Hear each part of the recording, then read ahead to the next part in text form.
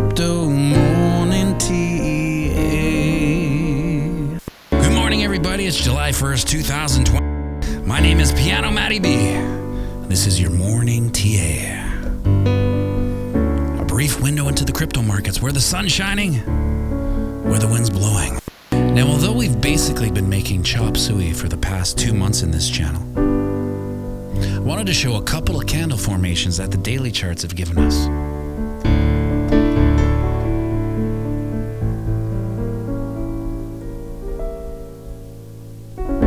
First, we have Tuesday's candle, which ended up closing as a spinning top doji, which is what I'm going to call my next band.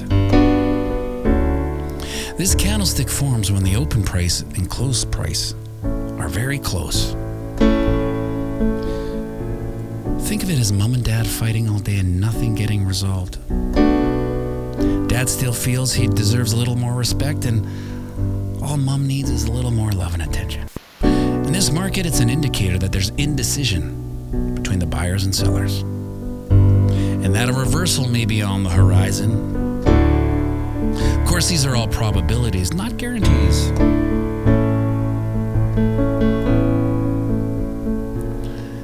This is the point of the party where I would take my keys out of the fishbowl and just see how things kind of play out. So the next day, our little gal was shooting for the stars. And by stars, I mean the 61.2 fib level of 37K, a key level in this channel. And although she gave it her darndest, she only made it to 36.6, for her insecurities got the best of her. Maybe I'm not pretty enough for 37K. Maybe I just don't deserve to be at 37K. This is why this is such a key psychological barrier, fib levels. Now, in her defense, she had to make it through the 20-week moving average, which in this case is a headwind for our little gal in price action.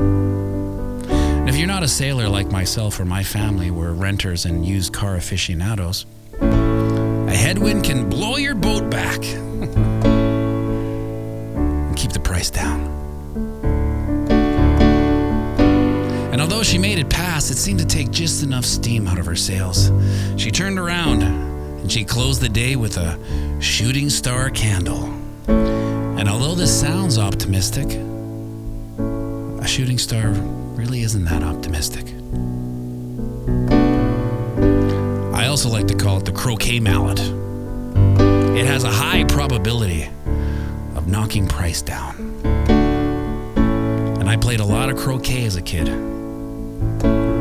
You see, we had a cabin with an old TV. And when it did get reception, it only played reruns of Welcome Back, Kotter and the Electric Company. Did this shooting star pattern, or croquet mallet, realize its self-fulfilling prophecy?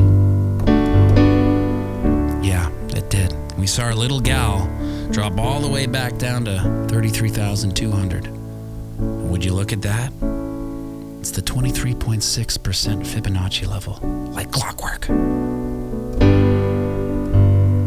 Now, I know that all the OG hodlers out there, this chop suey channel is like commercials before YouTube videos. It's just like, there used to be one and now there's two. I just can't stand it. Just get to the video already. But if you're a day trader, this channel is like the US government. Just wants to keep giving you free money. It's bounced between support and resistance like almost 9 times. 9 times in a $10,000 range channel. That's crazy. And I imagine all the traders who are sniping it out on this Bitcoin channel are watching this video, probably doing the splits on cinder blocks or something, nodding, yeah, you're right, it's cash cow. Now, the good news in this slight channel reversal is that if we can maintain in and around the 23.6 fib level, 33K, we will be continuing a trend of higher lows, which is a good thing. It's a tailwind. Do I need to explain what a tailwind is? No?